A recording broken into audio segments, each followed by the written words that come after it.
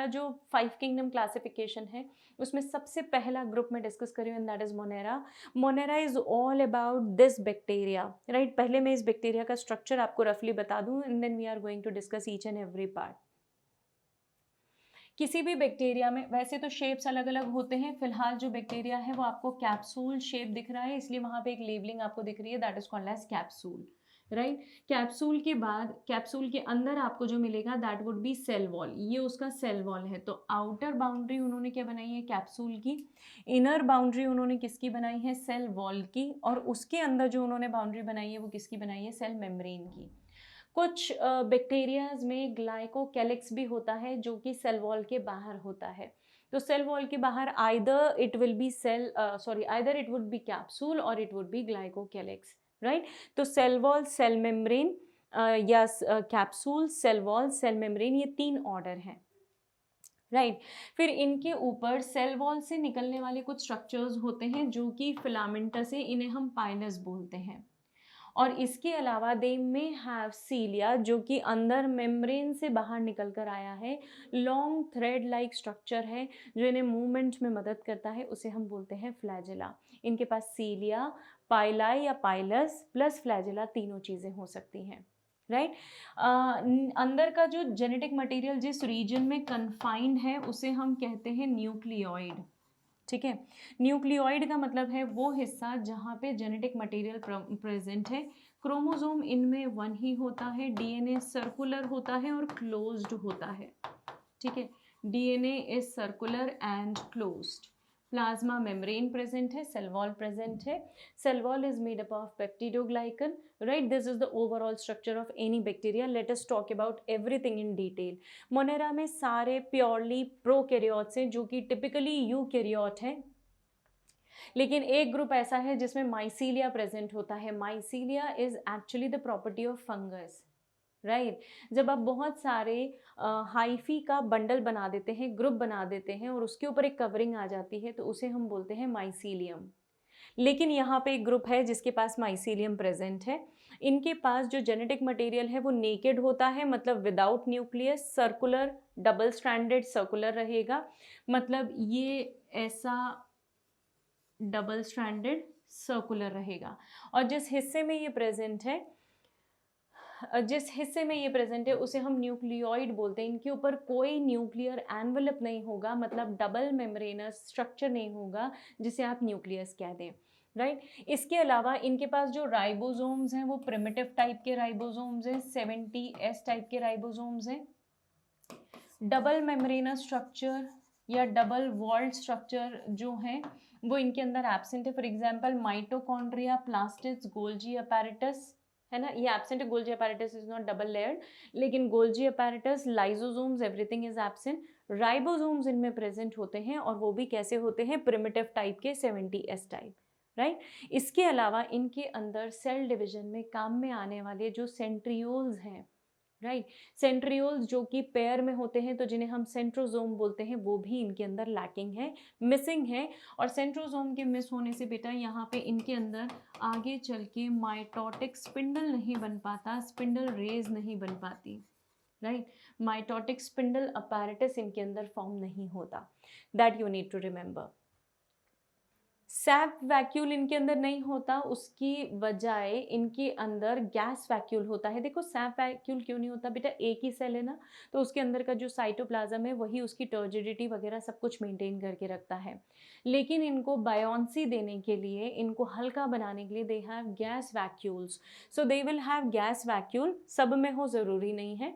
इनका mode of nutrition है अब्जॉर्प्टिव, मतलब डाइजेस्टिव जूसेस जो हैं ये बाहर रिलीज करते हैं. They will release digestive juices outside. उसके बाद वो क्या करेंगे, उससे वो जो भी सिक्रीशन बनेगा उस सिक्रीशन को वो क्या करेंगे, अब्जॉर्ब करेंगे. तो डाइजेस्टिव जूस को बाहर रिलीज करेंगे और डाइजेशन भी जो है वो बाहर ही होगा। उसके बाद ये क्या करेंगे, डाइजेस्टेड फूड को अब्जॉर्ब करेंगे। और इसीलिए इनका जो मोड ऑफ न्यूट्रिशन है वो कैसा हुआ, अब्जॉर्प्टिव टाइप। मतलब ये जो खाना बाहर इन्होंने रिलीज, सॉरी जो डाइजेस्टिव जूसेस इन्होंने बाहर रिलीज किए हैं, उसके बाद जो डाइजेस्ट हो गया है सब्सटेंस, उसे ये क्या करेंगे, डायरेक्टली अब्जॉर्ब करेंगे। सेम ऐसा ही अब्जॉर्प्टिव मेथड होता है हमारे फंगस के पास भी, right? So they have absorptive method of nutrition, sorry, not reproduction, nutrition. इनका जो कुछ कैटेगरी जो है उनका मोड ऑफ न्यूट्रिशन फोटोसिंथेटिक भी हो सकता है। फोटोसिंथेटिक से मेरा मतलब है जब ये सनलाइट को या लाइट एनर्जी को केमिकल एनर्जी में कन्वर्ट करेंगे तो that would B photosynthesis, right? तो इनमें से कुछ का जो मोड ऑफ न्यूट्रिशन है वो फोटोफाइटिक है, मतलब होलोफाइटिक है, मतलब जो प्लांट के जैसा फोटोसिंथेसिस करता है। इसके अलावा few of them they absorb nourishment from the help of metallic ions, जैसे आयरन है, ठीक है, सल्फर है, नाइट्रोजन है, मीथेन है। ऐसे केमिकल्स की मदद से जब ये अपना फूड खुद निकाल पाते हैं, खुद फूड डिराइव करते हैं, एनर्जी डिराइव करते हैं, तो उसे हम बोलते हैं chemosynthetic. So either they could be holophytic or they could be chemosynthetic, मतलब केमिकल्स की मदद से वो क्या करते हैं, एनर्जी ऑब्टेन करते हैं, एनर्जी प्रिपेयर करते हैं, राइट? ये ऑर्गेनिजम्स वैसे तो नॉन मोटाइल हैं बेटा, क्योंकि एक सिंगल सेल है तो इनमें मोटिलिटी की तो बात ही नहीं होती, ये दे कैन नॉट मूव। लेकिन कुछ ऑर्गेनिजम्स इनमें मोटाइल भी होते हैं, और मोटिलिटी के लिए, चलने फिरने के लिए, they have flagella, see they have flagella, और दे मे हैव सीलिया। सीलिया ज़्यादा लोकोमोशन में मदद नहीं करता, लेकिन सीलिया एंड फ्लैजिला जो हैं ये इन्हें ओवरऑल मोटिलिटी प्रोवाइड करते हैं। Otherwise they are not motile. एक ही सिंगल सेल है ना, तो सिंगल सेल कभी भी मूव नहीं करता। मूव करने के लिए दे हैव अपेंडेजेस। फ्लैजिला की भी डिफरेंट टाइप्स हैं। एक ही एंड पे हो सकता है फ्लैजिला, दोनों एंड पे हो सकते हैं, सिंगल फ्लैजिला हो सकता है, बंडल में फ्लैजिलाज हो सकते हैं। सो दे हैव डिफरेंट कॉम्बिनेशंस। ये जो फ्लैजिला है अगर प्रेजेंट होगा तो इसमें एक प्रोटीन होता है which is called as flagellin protein. ऐसे ही अगर इनमें पाइलाई प्रेजेंट होगा, सब में पाइलाई नहीं होता, अगर पाइलाई प्रेजेंट होगा तो प्रोटीन जो होगा वो होगा पाइलेन। फ्लैजिला का प्रोटीन फ्लैजिलिन। तो फ्लैजिला जो है ये प्रेजेंट होंगे इनके अंदर, और इस फ्लैजिला पे कोई मेम्ब्रेन नहीं होगी, और सिर्फ ये टिप से ग्रो करते हैं, लंबे होते हैं। ये फ्लैजिला जब मूवमेंट शो करेंगे ना, तो ये ऐसा वीप लाइक मूवमेंट शो करेंगे, मतलब वेव लाइक मूवमेंट। तो जैसे किसी धागे को आप किसी एंड से पकड़ लें और एक एंड पे उसको बांध दें, और जब उसे मूव करें तो वो कैसा मूवमेंट शो करेगा, बिल्कुल सेम मूवमेंट होगा फ्लैजिला का मूवमेंट यहाँ पे, राइट? अब यहाँ पे हम बात करते हैं यू बैक्टीरिया की। जिन यू बैक्टीरियाज को हम सबसे पहले, मतलब जो यू बैक्टीरिया अब हम क्लासिफाई करके एक अलग ग्रुप में लाए हैं, लेकिन जिन्हें हम बहुत पहले स्टडी कर चुके थे। लिवेनहॉक का कंट्रीब्यूशन था इसमें, और उन्होंने ही सबसे पहले इन्हें ऑब्जर्व किया था 1675 में। तब उन्होंने इसका नाम रखा था animalcule. This is see, animalcule, right? और उसके बाद कोहेन और हेरनबर्ग ने इन्हें बैक्टीरिया नाम दिया था। शुरू में हमने इन्हें बैक्टीरिया नाम नहीं दिया था। शुरू में लिवेनहॉक ने जब इन्हें ऑब्जर्व किया था तो उन्हें एनिमलिक्यूल नाम दिया था, right? So this was the name given to them. उसके बाद लुइस पास्चर का कंट्रीब्यूशन था, जिन्होंने जर्म थ्योरी प्रपोज की थी। इन्होंने बैक्टीरियाज को बैक्टीरिया ना बोलते हुए जर्म कहा था, है ना? और इनकी थ्योरी का भी नाम इसलिए पड़ा था जर्म प्लाज्म थ्योरी। तो इन्होंने बैक्टीरियाज को एसोसिएट किया था विद द डिसीज, राइट? और इसी के बाद क्योंकि इन्हें ये समझ में आया था कि जो बैक्टीरियाज हैं वो डिसीज़ कॉज करते हैं, तो इसके बाद इन्होंने जो है पास्चुराइजेशन टेक्निक निकाली थी। पास्चुराइजेशन आपको पता है, मिल्क को स्टेरलाइज करने की जो टेक्निक होती है। So that was devised by him. So Louis Pasteur के बाद जो नेक्स्ट कंट्रीब्यूशन था that was of Robert Koch. Robert Koch ने अपने कुछ पॉस्टुलेट्स, कुछ मेजर 4 पॉस्टुलेट्स प्रपोज किए थे, जिनके हिसाब से अगर कोई भी ऑर्गेनिज्म है और वो हेल्दी है तो उसके अंदर डिसीज कॉजिंग ऑर्गेनिज्म नहीं होना चाहिए। इसके अलावा उन्होंने ये भी कहा था कि अगर किसी पर्सन को बीमारी हो रही है तो उसके अंदर से लार्ज अमाउंट ऑफ इनोक्यूलम निकाला जाए तो उसमें हमें वो माइक्रोब मिलेगा जो कि डिसीज कॉजिंग है, राइट। तो ये कॉच के पॉस्टुलेट थे जो कि एप्लीकेबल सिर्फ ऑब्लिगेट पैरासाइट पे नहीं थे, इवन कुछ सिम्बायोटिक बैक्टीरियाज पे भी हम इसे एप्लीकेबल नहीं मानते हैं। रॉबर्ट कॉच को इस डिस्कवरी के लिए नोबेल प्राइज भी मिला था। उन्होंने प्योर कल्चर्स ऑब्टेन किए थे बैक्टीरिया के। इसके अलावा anthrax, TB and cholera causing bacterias को भी इन्होंने ही डिस्कवर किया था, और for this contribution only he got Nobel prize. Koch postulates जो है वो डिसीज कॉजिंग ऑर्गेनिज्म के ऊपर एप्लीकेबल हैं, आज भी पढ़ाए जाते हैं, लेकिन सिर्फ एक ही एक्सेप्शन है, that is obligate parasite. Right, now let us talk about size of different kinds of microbes, जिनका साइज हमारे सामने, सपोज हीमोफ्लुइस इन्फ्लुएंजा की बात करूं, वैसे हर ऑर्गेनिज्म का अपना एक फिक्स डायमेंशन है, अपना एक फिक्स साइज है।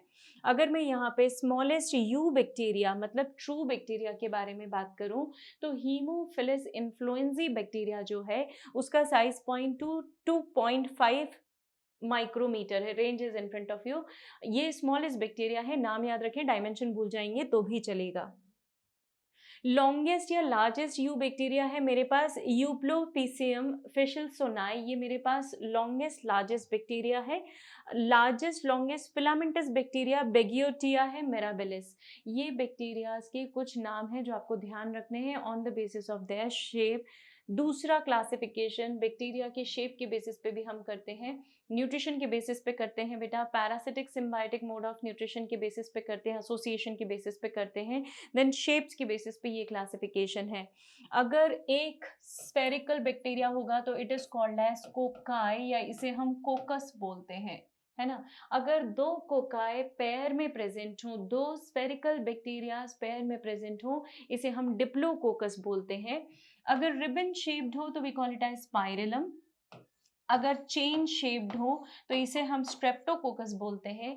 अगर बहुत सारे जो कोकाएं हैं वो एक बंच बना देते हैं, बिल्कुल वैसे ही बेटा जैसा ग्रेप्स का बंच बनता है, तो उसे हम स्टेफाइलोकोकाई बोलते हैं, राइट, स्टेफाइलोकोकाई। तो ये अलग अलग शेप है। और एक रह गया है मुझसे, दैट इज विब्रियो। विब्रियो मतलब कॉमा शेप्ड बैक्टीरिया जो होता है वो विब्रियो, जैसे विब्रियो कोलेरी जो कि कॉलेरा कॉज करता है, right. Then we have rod shaped bacteria, capsule shaped bacteria जिसे अपन बोलते हैं, ये कॉमन अवेलेबल शेप है बेटा। हर जगह आपको बेसिलाई बैक्टीरिया सबसे ज्यादा मिलेंगे, रॉड शेप बैक्टीरिया आपको सबसे ज्यादा मिलेंगे। हम जो दही खाते हैं ना, दही में जो बैक्टीरिया है विच इज लैक्टोबैसिलस, याद आ गया, वो बेसिलस ही तो ये बेसिलाए है। बेसिलस क्यों बोला उसे, क्योंकि उसका शेप कैसा है, rod shape. So these are the different bacterias on the basis of their shape. So see this is the description, diplococcus pneumoniae is the example of cocci, है ना। डिप्लोकोकस मतलब दो कोकाई, दो स्फेरिकल शेप हमेशा present होंगे, that is called as cocci shape. Bacillus में bacillus anthracis भी है और लेक्टोबैसिलस भी एग्जाम्पल है, एग्जाम्पल याद रखने आपको अच्छे से। स्पाइरलम बैक्टीरिया वॉल्यूटेंस हैं, और ट्रेपोनीमा बैक्टीरिया है, कॉमा या vibrio shaped is vibrio cholerae, right. तो ये हमारे पास बैक्टीरियाज के अलग अलग क्लासिफिकेशन है। अब देखिए एक क्लासिफिकेशन और बात कर रहे हैं, अगर ऑर्गेनिज्म के पास, अगर किसी बैक्टीरिया के पास फ्लैजेला प्रेजेंट है, तो वो फ्लैजेला एक प्रेजेंट है, दो प्रेजेंट है, बहुत सारे प्रेजेंट है, एक एंड पे प्रेजेंट है, दोनों एंड पे प्रेजेंट है, बहुत सारे बंच में प्रेजेंट है, तो उस बेसिस पे भी हमने बैक्टीरियाज को क्लासिफाई किया है, राइट। ये क्लासिफिकेशन कैसा है, जैसे ए ट्राइकस, कुछ बैक्टीरियाज ऐसे होते हैं बेटा जिनमें फ्लैजेला होता ही नहीं है। अब आप याद रखेंगे, नीट के पॉइंट ऑफ व्यू से बता रही हूँ, अगर कोकाई शेप्ड है, स्फेरिकल शेप्ड है, तो उसके पास कभी भी फ्लैजेला नहीं होगा। तो बाय डिफॉल्ट दिमाग में बिठा के रख लीजिए, कोकाई शेप्ड बैक्टीरिया कभी भी फ्लैजेला नहीं कैरी करेगा, राइट। मेजरली आपको फ्लैजेला किस में मिलेगा, बेसिलाई में मिलेगा। मेजरली बोला है मैंने, इसका मतलब ये नहीं बाकी में नहीं मिलेगा, मेजरली आपके ध्यान रखने के लिए बता रही हूँ। तो ए ट्राइकस, ए जब भी लगा दिया ना मैंने वर्ड एनारोबिक, ए ट्राइकस, ए मतलब एब्सेंस, बायोलॉजी में ए का मतलब होता है एब्सेंस। तो ए ट्राइकस का मतलब क्या होगा, जहां पे फ्लैजेला प्रेजेंट नहीं है, कोकाई शेप में प्रेजेंट नहीं होता। पेरी ट्राइकस, पेरी मतलब पेरीफेरी, इजंट इट, पेरीफेरी मतलब बाउंड्री, किसी भी चीज की बाउंड्री। तो अगर किसी बैक्टीरिया की बाउंड्री पे फ्लैजेला प्रेजेंट है, राइट, अगर किसी बैक्टीरिया की बाउंड्री पे प्रेजेंट है मतलब होल बॉडी पे प्रेजेंट है, तो उसे हम बोलेंगे peritrichous. Example is the common bacteria which is found in sewage and found in our body is E coli, right? E. coli is the common example. Salmonella typhi is the common example, right? Then another is monotrichus. अगर किसी एक ही end पे bacteria के flagella present हो तो उसे monotrichous बोलते हैं। Example is vibrio cholerae. इसके अलावा भी क्लासिफिकेशन है बेटा, जो हम अभी फिलहाल के लिए नहीं डिस्कस कर रहे हैं, एनसीईआरटी में इतना भी ज़्यादा नहीं दिया है, बट स्टिल लोफोट्राइकस, एम्फीट्राइकस, ये हमारे पास कुछ और भी क्राइटेरियाज हैं, but we are not going to discuss them, है ना। थोड़ा सा ब्रीफ में बस बता रही हूँ मैं आपको, बहुत ज़्यादा डिटेल में हम नहीं जाएंगे। एम्फीट्राइकस का मतलब है दोनों एंड्स पे, सपोज ये बैक्टीरिया है, इसके दोनों एंड पे फ्लैजेला प्रेजेंट होना। सिफेलोट्राइकस का मतलब है सिर्फ एक एंड पे बहुत सारे बंच में प्रेजेंट होना। Colony bacterium is the example. Lophotrichous का मतलब है दोनों एंड पे बैक्टीरियाज में फ्लैजेला प्रेजेंट होना। Lopho, Salmonella is the example. So these are the bacterias which are classified on the basis of number of flagellas they have, है ना। अब जो बैक्टीरिया का फ्लैजेला है ना, उस बैक्टीरिया के फ्लैजेला का स्पेशल स्ट्रक्चर है, हम देख लेते हैं कैसा स्ट्रक्चर है। यूकैरियोटिक फ्लैजेला एंड बैक्टीरिया का फ्लैजेला, दोनों के स्ट्रक्चर में काफ़ी डिफरेंसेस हैं। Let us talk about those differences. Suppose मैं किसी भी फ्लैजेला को देखूं तो उसका जो रूट पोर्शन है that would be basal body. Basal part of flagella जो है, जैसे अगर आपका फ्लैजेला रॉड शेप स्ट्रक्चर होता है, उसमें ये ऐसा रॉड शेप स्ट्रक्चर होगा, इससे फ्लैजेला निकला हुआ है। ये सेल वॉल और सेल मेम्ब्रेन के अंदर की तरफ लोकेटेड है ना, इनसाइड लोकेटेड है। और इसमें आउटर पेयर एक होता है ना। It is surrounded by two pair of rings, एक आउटर है और आउटर के अंदर इनर है। तो suppose this is outer ring, और आउटर रिंग के अंदर एक इनर रिंग होती है, उससे ये सराउंडेड है। तो this is what is basal body. Hook का मतलब होता है जहां पे बेसल बॉडी फिलामेंट से कनेक्ट होती है, तो that is called as hook. मतलब ये फिलामेंट है, ये बेसल बॉडी है, तो इन दोनों का जो कनेक्शन है that is called as hook, right. ये फ्लैजेला का बीच का हिस्सा माना जाता है, मिडिल पार्ट माना जाता है, क्योंकि इसके ऊपर का पार्ट जो है वो मूव करेगा, वीप लाइक मोशन शो करेगा। इसका कुछ भाग सेल वॉल के अंदर होता है और कुछ भाग सेल वॉल के बाहर होगा, फ्लैजेला के अंदर दिखाई देगा, मतलब ऊपर तक दिखाई देगा, फिलामेंट तक दिखाई देगा, आई मीन टू से। फिलामेंट क्या है बेटा? एक लंबा टॉल सिलेंड्रिकल स्ट्रक्चर है ना, which is made up of protein monomers. Protein का बना हुआ है, और कौन सा प्रोटीन है? फ्लैजेलिन प्रोटीन है, बात हुई है हमारी।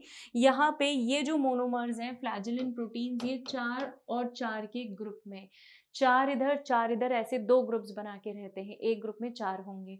So this is what is the structure of flagellum of any normal, any general bacteria, right. अब अगर बैक्टीरियल सेल वॉल पे और दूसरे अपेंडेज की बात करूं तो दे आइदर हैव पिलाई और they have fimbriae. Okay, single जो होता है, सिंगुलर फॉर्म को पाइलस बोलते हैं, और जो बहुत सारे हैं उन्हें पिलाई बोलते हैं। तो न्यूमरस हेयर लाइक आउटग्रोथ जो है उन्हें बोलते हैं हम पाइलाई। और पाइलाई जो है फ्लैजेला के कंपैरिजन में छोटे साइज के होते हैं। फ्लैजेला इज डिफरेंट बेटा। फ्लैजेला इज फॉर लोकोमोशन, है ना, लंबा होता है, वीप लाइक मोशन शो करता है, मतलब वेव लाइक मूवमेंट शो करता है। और पाइलाई जो है वो छोटे स्ट्रक्चर्स होते हैं, और ये पाइलाई किसी भी दूसरे बैक्टीरिया से कॉन्जुगेशन में मदद करते हैं, किसी दूसरे बैक्टीरिया से कनेक्शन एस्टेब्लिश करने में मदद करते हैं। सो दे हैव पाइलाई। पाइलाई 2 टाइप के हैं, one is longer and another is shorter pili. देखिए कैसे। लॉन्गर पाइलाई जो होता है उसे एफ पाइलाई या 6 पाइलाई भी बोलते हैं। इसे फर्टिलिटी पाइलाई भी बोल सकते हैं आप। फर्टिलिटी पाइलाई, इट इज फर्टिलिटी पाइलाई, है ना, जो फर्टाइल है। ये पाइलाई सिर्फ डोनर सेल्स के अंदर प्रेजेंट होता है। डोनर को पॉजिटिव से इंडिकेट करते हैं। डोनर इज बेसिकली मेल, है ना। बैक्टीरिया में वैसे सेक्सेस नहीं होते हैं, लेकिन बैक्टीरिया में जिसके पास एफ पाइलाई प्रेजेंट है उसे हम प्लस या डोनर मानते हैं। उससे जो है प्लाज्मिड जाएगा किसमें? रेसिपिएंट में, थ्रू कॉन्जुगेशन। तो कॉन्जुगेशन ट्यूब बनाने में यही पाइलाई मदद करते हैं, लॉन्गर पाइलाई। रेसिपिएंट बैक्टीरिया में ये एब्सेंट होंगे, और उन्हीं रेसिपिएंट बैक्टीरिया को हम क्या बोलेंगे? फीमेल बोलेंगे, राइट। ये शॉर्टर पाइलाई है। शॉर्टर पाइलाई अटैचमेंट में मदद करते हैं, फिक्स होने में मदद करते हैं, किसी दूसरे बैक्टीरिया से अपने आप को जोड़ने में मदद करेंगे। इन्हें हम इन्फेक्टिव पाइलाई या फिम्ब्रे भी बोल सकते हैं। ये सिर्फ दूसरे बैक्टीरिया से अटैचमेंट में नहीं, स्पेसिफिकली तो ये किसी होस्ट से अटैचमेंट में मदद करेंगे, और होस्ट से अगर ये कनेक्ट हो गए, होस्ट से ये अटैच हो गए, तो ये उसे इन्फेक्ट करेंगे। इन्फेक्शन के लिए मतलब डिसीज कॉज करने के लिए दे बेसिकली अटैचेस देमसेल्फ। ये शॉर्टर होते हैं, छोटे होते हैं। लॉन्गर जो होते हैं, कॉन्जुगेशन ट्यूब बनानी है आगे चल के, इसलिए they are quite lengthy, quite long. So these are what are basically pili. अब अगर मैं स्ट्रक्चर की बात करूं तो ये रफली स्ट्रक्चर हमने देखा हुआ है ना, this is flagella.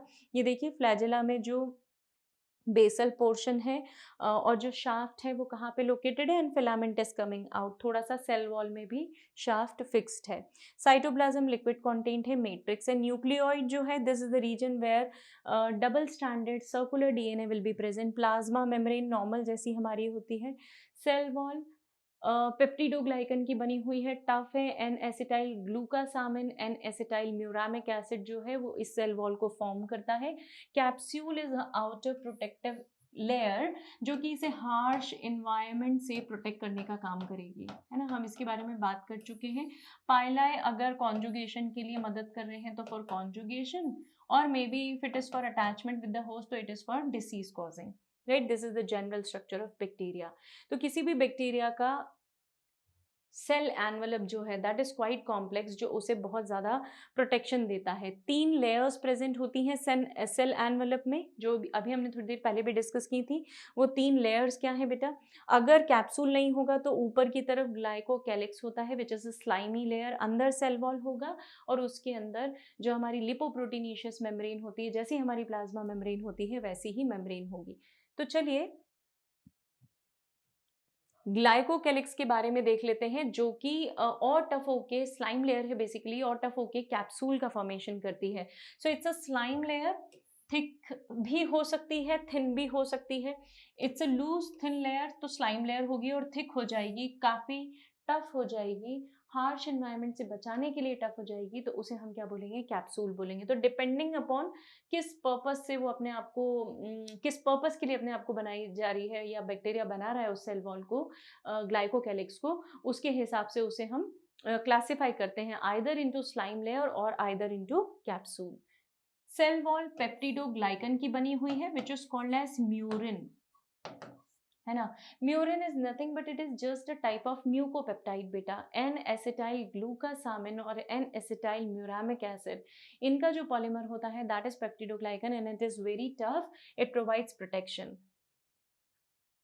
Cell wall के बेसिस पे जब हम स्टेनिंग करते हैं which is called as Gram staining, तो Gram staining sir Hans Gram ने प्रपोज की थी, और उस स्टेनिंग मेथड में अगर बैक्टीरिया ग्राम स्टेन लेता है तो वो ग्राम पॉजिटिव है, नहीं लेता है तो वो ग्राम नेगेटिव है।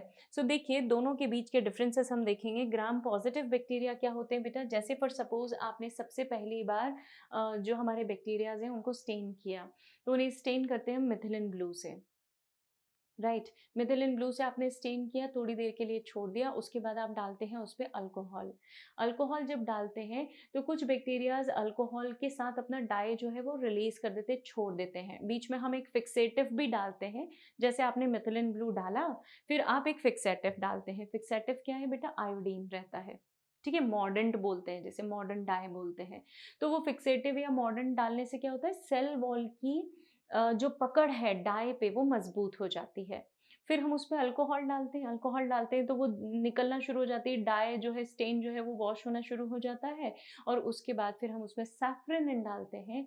सैफ्रेनिन पिंक कलर का स्टेन है, मिथिलिन ब्लू ब्लू कलर का स्टेन है, राइट। अगर अल्कोहल डालने के बाद सेल्स अपना कलर छोड़ देते हैं तो वो ट्रांसपेरेंट हो जाएंगे बेटा।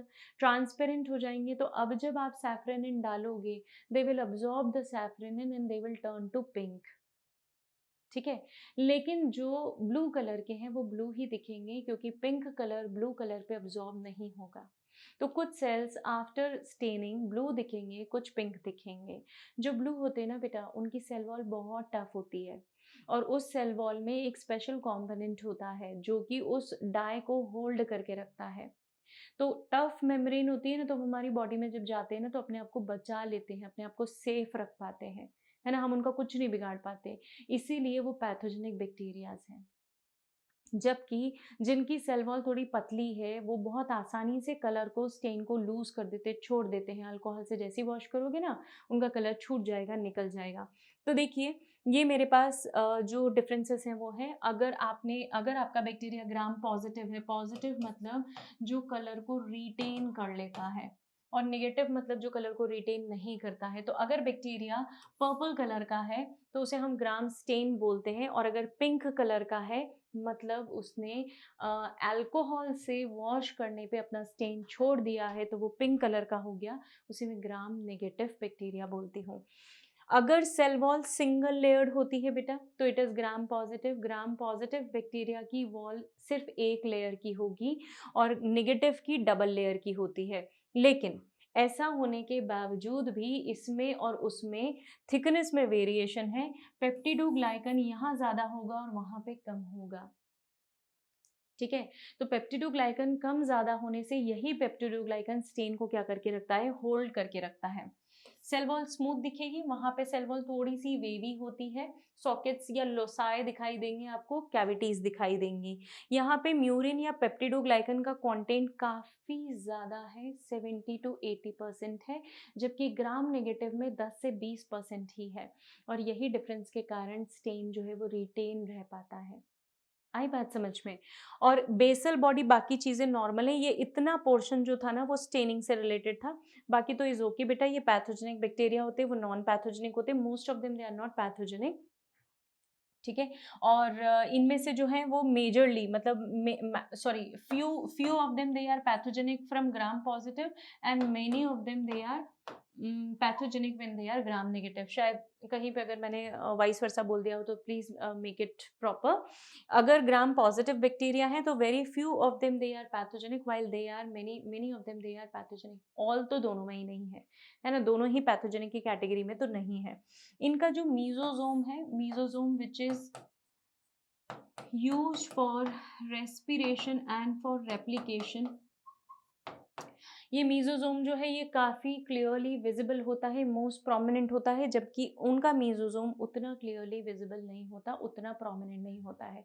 सो all these are the difference. Gram positive negative के डिफरेंस एनसीईआरटी में नहीं है बच्चों, लेकिन सिर्फ आपको नीट के पॉइंट ऑफ व्यू से पढ़ाया जा रहा है और इसलिए आपको थोड़ा सा ज़्यादा बताया गया है।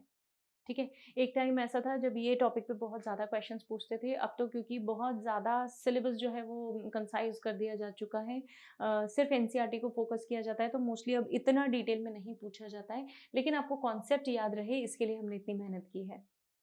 चलिए अब सेल मेम्ब्रेन की बात कर लेते हैं। बैक्टीरियाज में सेल मेम्ब्रेन जो है वो लिपोप्रोटीन की बनी हुई है ना, यूनिट मेम्ब्रेन है, जैसी यूकैरियोटिक सेल्स की होती है जो हमने अभी बात की थी। साइटोप्लाज्म जो है जेली लाइक सब्सटेंस है। Double walled cell organelles absent होते हैं, लेकिन इनके साइटोप्लाज्म में किसी भी तरीके की स्ट्रीमिंग मतलब साइटोप्लाज्म का मूवमेंट नहीं होता। साइटोप्लाज्म के मूवमेंट को हम साइक्लोसिस बोलते हैं या स्ट्रीमिंग बोलते हैं। तो streaming is completely absent in them और they do not show cyclosis. इनके अंदर कुछ स्पेशल मेम्ब्रेनस स्ट्रक्चर्स होते हैं। ये सेल वॉल है, ये सेल मेम्ब्रेन है, इसमें कुछ स्पेशल सेल स्ट्रक्चर हैं जिन्हें हम बोलते हैं mesosome. These are the extensions of plasma membrane.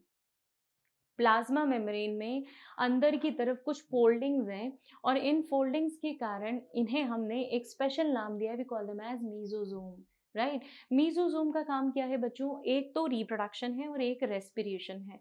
दो चीजों में mesosomes are very helpful in the bacterial cells. Right, तो मीजोसोम एक्सटेंशन है बच्चों प्लाज्मा मेम्ब्रेन के। ये एक्सटेंशन भी दो तरीके के होते हैं, we will discuss them shortly. Mesosomes अगर एक्सटेंड होते हैं तो तीन शेप्स बनाते हैं। एक होता है वेसाइकल जो ऐसा शेप है, दूसरा होता है टिब्यूल्स। ठीक है, टिब्यूल्स का शेप मतलब ऐसा शेप का बनाएंगे, ये टिब्यूल्स होते हैं। और इसके अलावा होता है लेमेला। तो लेमेला मतलब फ्लैटेंड ऐसे ऐसे स्ट्रक्चर्स बनेंगे। राइट, ये मीजोसोम्स किसी भी बैक्टीरियल सेल को सेल वॉल बनाने में भी मदद करेंगे। इसका तीसरा फंक्शन हो गया। तो तीन function, one is reproduction. Reproduction में कैसे मदद करेंगे बेटा, सिर्फ डीएनए की कॉपी को अटैच करने में मदद करते हैं। राइट। डीएनए मीजोजोम से फिक्स होता है, अटैच होता है और फिर उसके बेसिस पे डीएनए का सिंथेसिस होना शुरू हो जाता है। So that is how DNA duplicates. दूसरा, रेस्पिरेशन। इसके अंदर कुछ स्पेशल एंजाइम्स होते हैं जो गैशियस एक्सचेंज में या ब्रेक डाउन में ग्लूकोज को ब्रेक करने में मदद करते हैं। तो हो गया respiration. It is cellular respiration, हाँ, it is not physical respiration we are talking about. हम किसके बारे में बात कर रहे हैं? Cellular respiration. और तीसरा लास्ट फंक्शन मेरे पास क्या हो गया? सेल वॉल का फॉर्मेशन। क्योंकि सेल वॉल के बनने के लिए जिन कार्बोहाइड्रेट्स की ज़रूरत होती है, उन कार्बोहाइड्रेट्स को एक्यूमुलेट करके मीजोजोम जो है वो सेल वॉल फॉर्मेशन में मदद करेगा। राइट।